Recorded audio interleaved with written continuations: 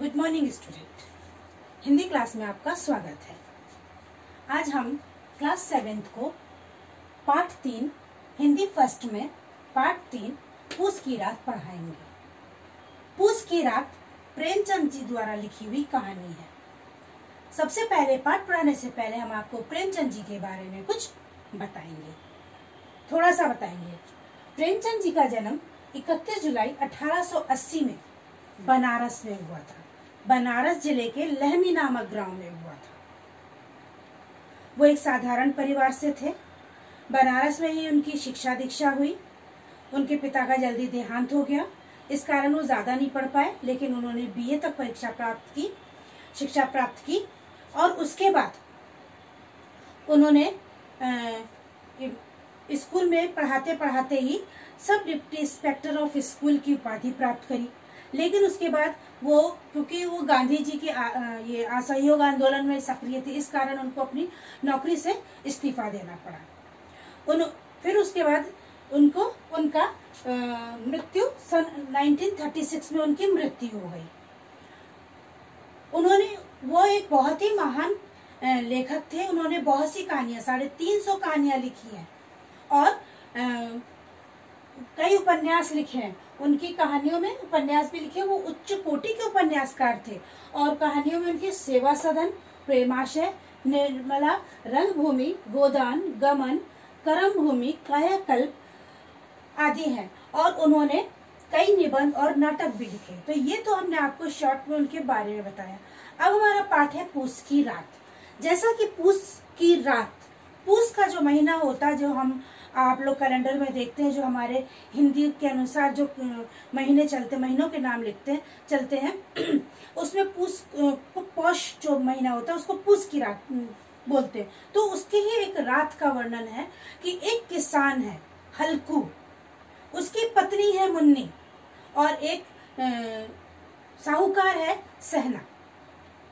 ये लोग जो है खेती करते हैं बटाई पर और जिससे पैसा लेते हैं, जिसके खेत में काम करते हैं, उसको आधा पैसा इन्हें देना पड़ता है। इतनी ठंडी रात है, हल्कू ने 3 रुपए जमा किए हैं कि वो किसी भी तरीके से अपने लिए एक सूती कंबल खरीद लेगा, क्योंकि जब ठंड की रात आती है बहुत मुश्किल होता है उस टाइम खेत में रह के ड्यूटी करना, वहां पर चौकीदारी करना, वहां पर पहरा देना।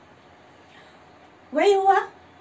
थोड़ी देर में सहना आ गया और पैसे मांगने लगा।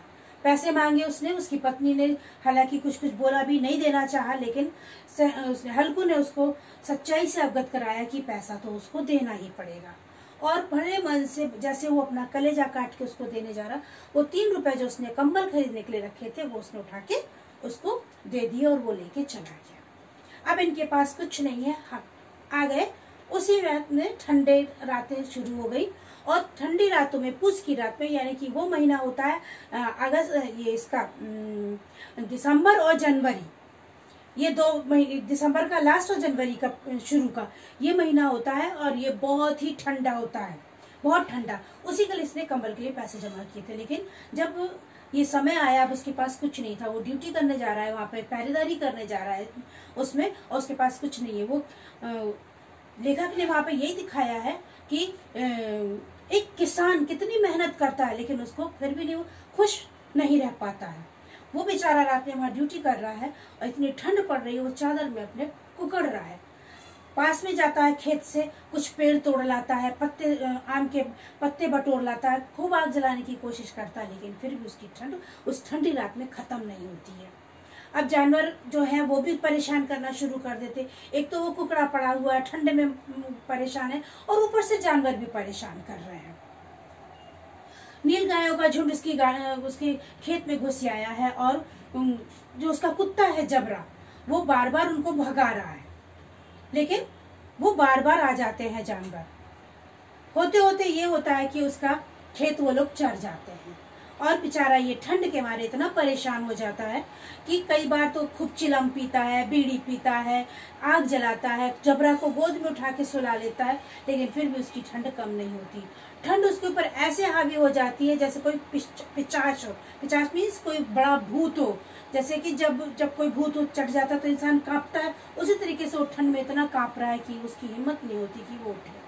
अंत में जानवर क्या करते हैं, उसका पूरा खेत खा जाते हैं और वो अपनी पत्नी से झूठ बोलता है कि मेरे पेट में दर्द हो रहा था, इस कारण मैं उसमें खेत में नहीं जा सका, जानवरों को भगाने नहीं जा सका, क्योंकि उसे मालूम था अगर वो बताएगा तो पत्नी उस पर गुस्सा होगी, नाराज होगी। लेकिन वो एक जगह खुश भी था कि अब उसे रोज रोज जाके खेत में पहरा देना नहीं पड़ेगा, इतनी ठंड में उसे नहीं मरना पड़ेगा। और ये थी एक छोटी सी कहानी पूस की रात।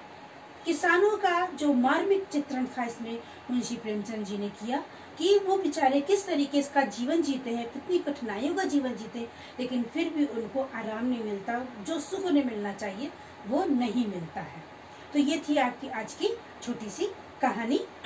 इसके क्वेश्चन आंसर और सारी एक्सरसाइज हम आपको रिटन भेजेंगे, आप उसको कर लीजिएगा कॉपी में। Okay, bye.